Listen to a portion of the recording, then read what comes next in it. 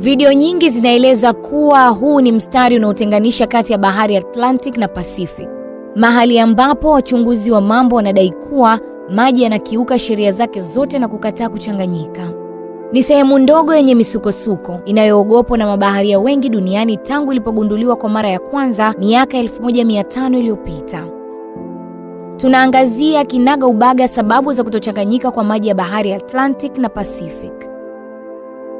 Kabla ya kujengwa kwa mfereji wa Panama, eneo la pembe ya Cape linalokutanisha bahari ya Pacific na Atlantic ilikuwa njia pekee ya baharini kuelekea bara moja kwenda jingine. Licha ya kuwa na misukosuko mingi ya mawimbi makubwa, mikondo yenye nguvu na kupwa na kujaa katika maeneo yote mawili ya bahari hizi, cha kushangaza ni kwamba maji hayachanganyiki wala kuvuka kizuizi hiki.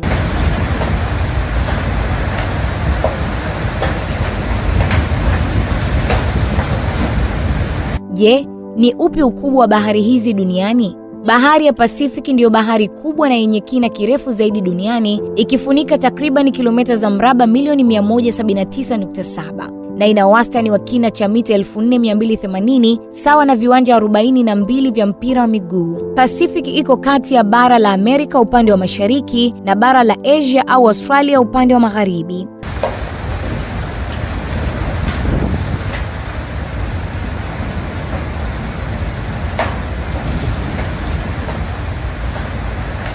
Bahari ya Atlantic inakuja katika nafasi ya pili ikiwa na eneo la kilomita za mraba milioni 107 na kina cha wastani wa mita 3646 sawa na viwanja 36 vya mpira wa miguu.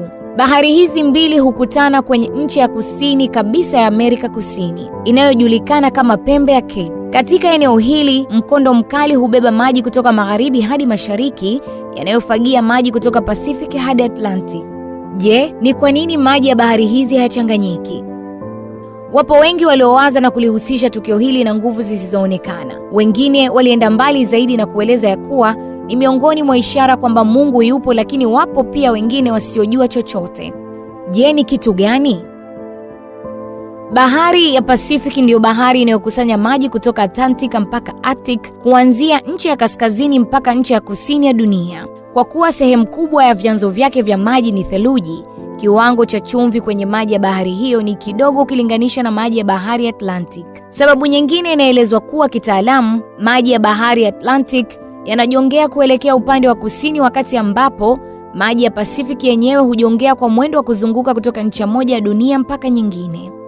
Mkondo wa bahari ya Atlantic una nguvu zaidi kwa sababu una uelekeo mmoja. Kwa hiyo katika eneo yanapokutana, maji ya Atlantic yanakuwa kwenye kasi tofauti inayokinzana na maji ya Pacific, hivyo yanalazimika kusafiri kwenye mstari mmoja ulionyooka kwa umbali fulani kabla ya baadaye kuanza kuchanganyikana taratibu. Makala hii imeandaliwa kwako na Deogratius Maro na kusimuliwa kwako nami Khadija Mzee.